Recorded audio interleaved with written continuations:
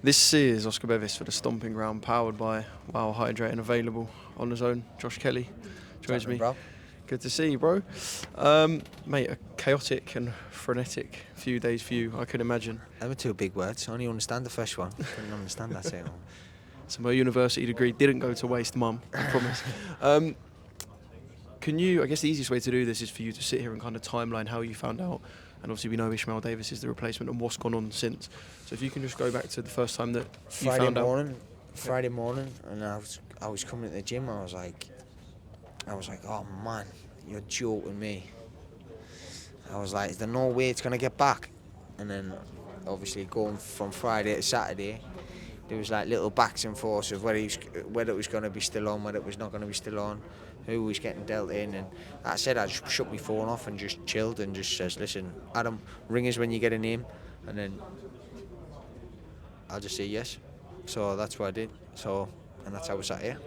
How did you find out? Did you get someone from the Riyadh season team, someone involved in the fight or the fight night? Because I know there was a couple of rumours flying around Twitter that somebody had pulled out that wasn't AJ or Dubois.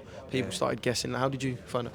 Just to literally through my team, Adam rang us on the morning, was like, listen, he's pulled out. I was like, what?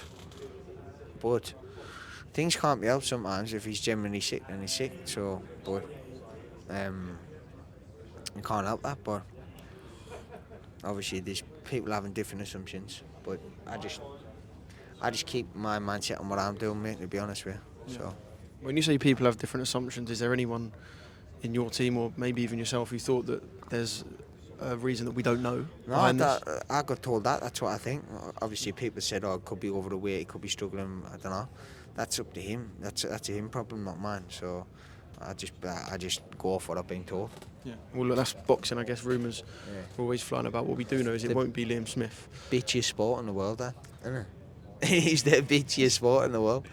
And rarely does anything ever keep quiet as well. You kind of keep nothing quiet. Like fucking, I get the news that I'm fighting a guy.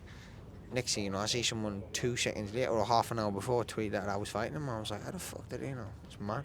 Yeah. There's eyes and ears everywhere in this sport, and there is eyes and ears everywhere. In terms of you and what you've got now, there must be a bit of a disappointment it's not Liam Smith. We don't need to talk about how big of a fight and how entertaining of a fight people were presuming it was going to be. So is there that small bit of disappointment inside you that there is. It isn't Liam? Yeah, of course there is. That's a world level fighter there. I was going to prove myself on that stage, so prove myself against a world level fighter takes you to a different level. Obviously, no disrespect to Ishmael Davis, who I'm fighting, but he's never did what Liam's did, so yeah. Have you got kind of a bit of an anger inside you that you're looking to take out now? Nah, listen, I'm always happy. I'm always happy. What can you do? We're here once, aren't we? Things are meant to happen the way they're meant to happen, so I'm here once, going to walk through this life once, so I'm just going to put a smile on my face and enjoy it. What's meant for us won't pass us. Yeah. In terms of the occasion, I know it's what we spoke about when we was at the gym recently. You've had more time now to think about the occasion. Obviously, we're only at the start of fight week, but the media's here. Does it feel massive? Like, are you looking around going, yeah, this is pretty big? Yeah, it feels big. It's meant to feel big though, right? I mean, it's Wembley Stadium. It's meant to feel big. If it didn't, then you'd be in the wrong place. What's your Wembley Stadium experience like? Have you been there as a Sunderland fan? No, I haven't, you know. Have you been there? I take it you've been there for AJ a couple of times. Have you never actually been there, no. I've missed out on the Sunderland So your games. Wembley Stadium debut is going to be in that ring? I know, yeah. It's going to be unreal. My friends, one of my close friends who was on the team, he stopped me and he was like, listen, this is stopped in the same hotel where Sunderland won at Wembley. So I was like, mate, unreal. That's unreal. Yeah. So you got good vibes going into Saturday night. What can you tell us that you know about Ishmael Davis? Strong, sturdy guy, but it's just not at my level. Got to come forward, put his hands up, and try and work the body and whatever. And I'm prepared for that already with Liam, so it's perfect. It's a perfect start, and I don't think there's no person better at doing it than Liam Smith with the pressure. So it's going to take a very good man to meet me on that night. Yeah. I guess it's a different type of banana skin. kind of can't call the Liam Smith fight a banana skin when it's two fighters right at the top of the sport who are going to be clashing out. But I guess this one you can call a potential banana skin. A loss to Ishmael on the Wembley edition Riyadh season card, if we're being honest, would not be fruitful for what you want to do. No, I never think about that. I'm always winning in my head.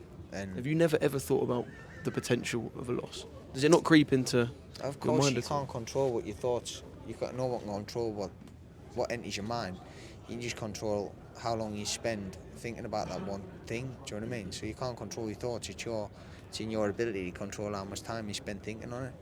But I mean, if someone says they haven't thought about that, then they're chatting shit. Do you know what I mean? But of course you think about every aspect of it. But when you line the things up, put them side by side, I've just got too much in every department. So that's it. Yeah. So you're going in there to potentially stop Ishmael Davis as well, and I guess put a statement out and look towards ringside, look towards His Excellency, and look towards the division and go, this is what I can do. Now who wants a piece of me? Of course. I think I'm punching really hard at 160. You see, at 154, I started punching a lot harder. I was obviously against Troy. I was the first person to beat him at that weight, and I hurt him numerous times through that fight. I didn't see anyone else really hurt him and wobble him as such as I did. So I'm obviously the puncher. So and my shots are sharp and you don't see them coming. So it's more of a surprise. More like you're on a night out and you're getting slide in the bar. Do you know what I mean? So like you got to deal with that. But yeah. What could you put that increase in power down to? Because you've been with the same team for such a long amount of time now. Normally, if someone changes trainer and they find a bit of power, you're like, this is what they're being taught different to before. Yeah. So, but that's not the case. What can you put it down to? I'm doing a lot more strength work. You know, I didn't do nowhere near as much strength work as I'm doing. I'm just doing a lot of strength work and a lot of power work, and it's just making me more of an athlete overall. I'm quite springy and naturally fast twitch, so I can just like progression at that power sort of quite quick, and it's come over the last it's been a building process, but it's there now. Yeah, it was quite a good combination to have the power that you're punching with and the springiness that you're kind of moving about with. I'm not saying fucking I'm a one punch KO artist. Do you know what I mean? I'm not saying that. Very few are. Yeah. Even when you look at the likes of Anthony Joshua, you would say that it's a couple of combinations that put a man away.